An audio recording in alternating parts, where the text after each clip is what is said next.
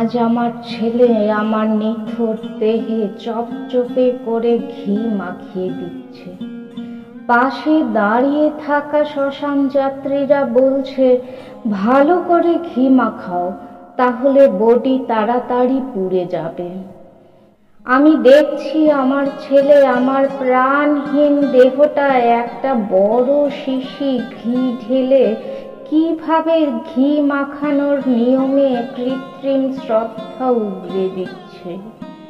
আমি দেখছি, ছটফট করছি, তবুও ওর দুই গালে দুটো থাপ্পড় দিয়ে বলতে পারছি না, ওরে এবার থাম, আমার নিথর দেহে ঘি মাখিয়ে আমায় লজ্জা দিস না বাবা। আমি যে ঘি খেতে চেয়েছিলাম, মাখতে চাইনি। বেঁচে থাকতে বলেছিলাম ছেলেকে, আমায় একটু গাওয়া ঘি এনে দিবি বাবা, কদিন ধরে খুব ইচ্ছে করছে গরম ভাতে এক ফোঁটা গাওয়া ঘি ঢেলে খাবো।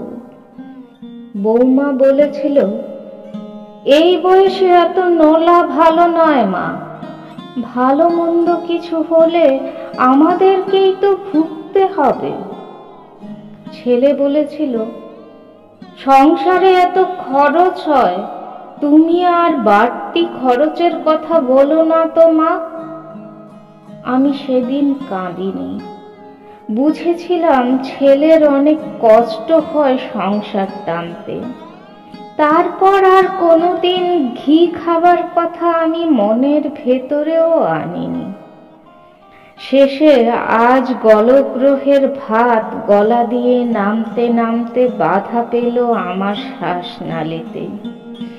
আমি সারা জীবনের মতো ছেলের মাথার বোঝা হালকা করে দিলাম।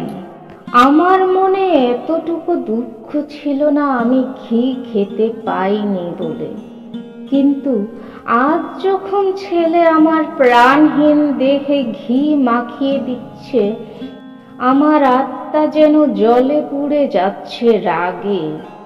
ওই এক শিশি ঘিয়ের স্বাদ আমার জিভটা পেতে চেয়েছিল, আমার দেহ চায়নি।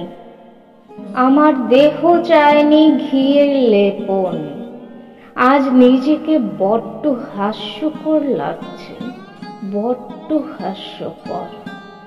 বেঁচে থাকতে এক শিশি ঘি যার কাছে ছিল বুড়ো বয়সের আশকারা, এক শিশি ঘি খাবার জন্য যাকে ছেলের খরচের হিসেব শুনতে হতো, আজ তার মৃতদেহে ঘি মাখানো বড্ড হাস্যকর লাগছে।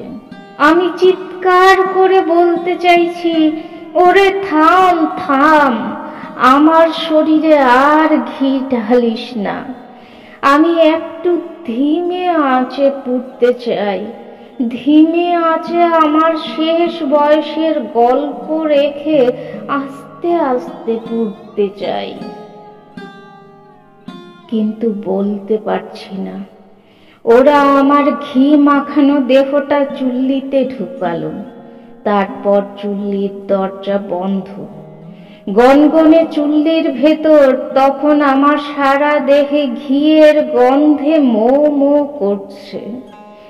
আমি সহ্য করতে পারছি না, কিছুতেই সেই ঘি আগুনের লেলিহান আমি সহ্য করতে পারছি না।